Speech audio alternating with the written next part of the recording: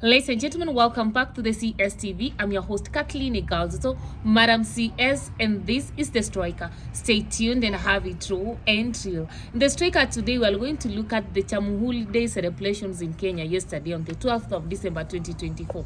Yesterday, Kenya celebrated its 61st Independence Day, and what we witnessed was a low turnout, if not a dull crowd. There was a low turnout, there was booing, there was, it wasn't the normal Jamhuri Day that Kenyans have gotten used to. You remember that Jamhuri Day where Kenyans could wake up very early in the morning. By saa kumi na moja, people want to enter the stadium. That wasn't the case yesterday. And we want to find out actually why. In fact, in some counties like Embu and Nyandarua, despite the fact that, for example, in Embu, there was even like a supply of some cooked rice for the people to come and sit. They were not there actually. The stadium was very empty. In Nyandarua, the president's speech could not be read. It was rejected.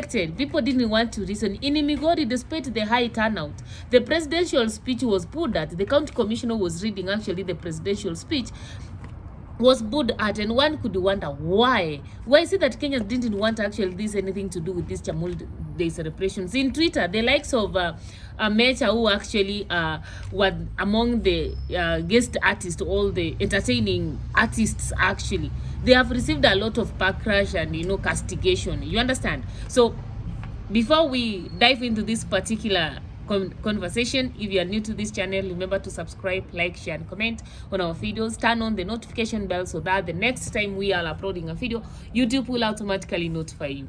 If you are a returning subscriber, thank you for tuning in. Thank you for your support. When you are mana sana, kindly remember to like, share and comment on our videos. Now, Jamhuri Day celebrations. Holidays in Kenya are synonymous with people actually waking up early in the morning and going to to attend to the presidential celebration and presiding over these events. We have always seen in the past people waking up very in the morning, struggling. There has always been a fight actually for people to enter into stadiums.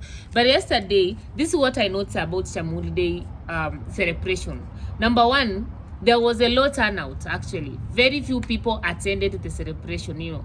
I don't know whether this time around the government did not rally people well or what, but the truth of the matter is, comparing to other holidays and celebrations that we have had, Jamhuri Day celebration yesterday had very low turnout in most counties. Number two, there was actually an aspect of people were not clapping when the president was talking. When the president was giving his speech, people were not clapping. People were not excited. You understand the initial excitement that people have had? No. When, for example, the president was talking about the housing unit, housing project, etc., people were not actually clapping. And number three, I also realized in some counties, the same speech that the president is supposed to give at Jamhuri, at the Jamhuri Garden, the one he gave there, that same speech was supposed to be read in all the 47 counties by the county commissioners. But in some counties, actually, the president's speech was rejected. People were booing, people were saying they don't want, etc. And then, number three, you realize, number four, there was an aspect of, people castigating the artists who were performing at Uhuru Gardens. I don't know why, but the likes of Mecha have received some backlash among people. People were saying that Mecha has just buried his career on the 12th of December 2024. All those ones. And I also realized there was the provision of honorary conferment. There was the recognition and giving of awards to around 500 Kenyans.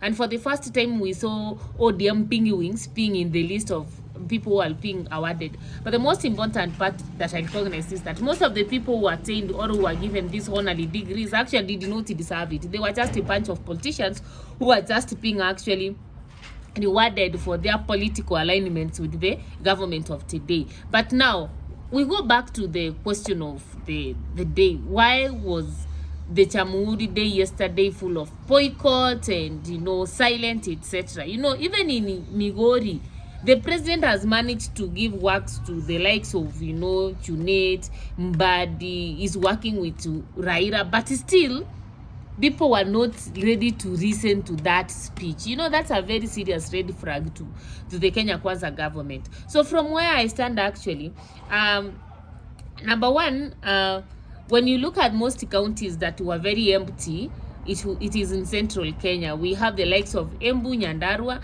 and others.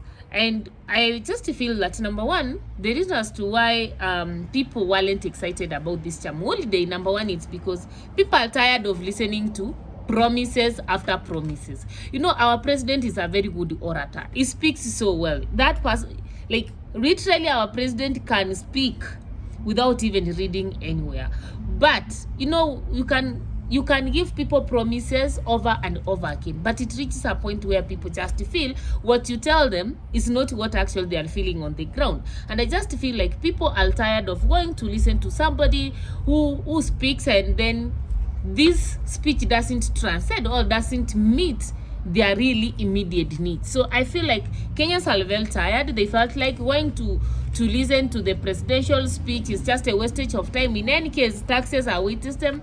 The cost of unga is again going up, so they need to go and work and even put food on their table. So that's my first reason as to why I feel Kenyans were like on a go slow concerning the Jamhuri Day celebrations.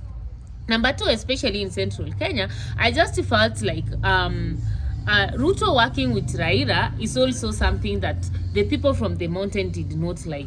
He told them Raila is bad. He told them why Raila is a demon, why Raila should not be a person to be trusted, etc. Now, once he's in power, he's working with the same Raila. So I just feel like the people of the mountain feel cheated. Even Kenyans at large, they feel cheated. You tell them this, you preach water, and then you are drinking wine. So I just feel like Ruto lost the trust of the people, especially when you tell them somebody's bad, and then the next time you have the same person working with that person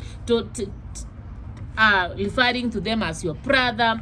They are the right people to work with, etc. And from where I stand, even people feel like this government is not a broad-based government, but it's a bread-based government. Because what happened?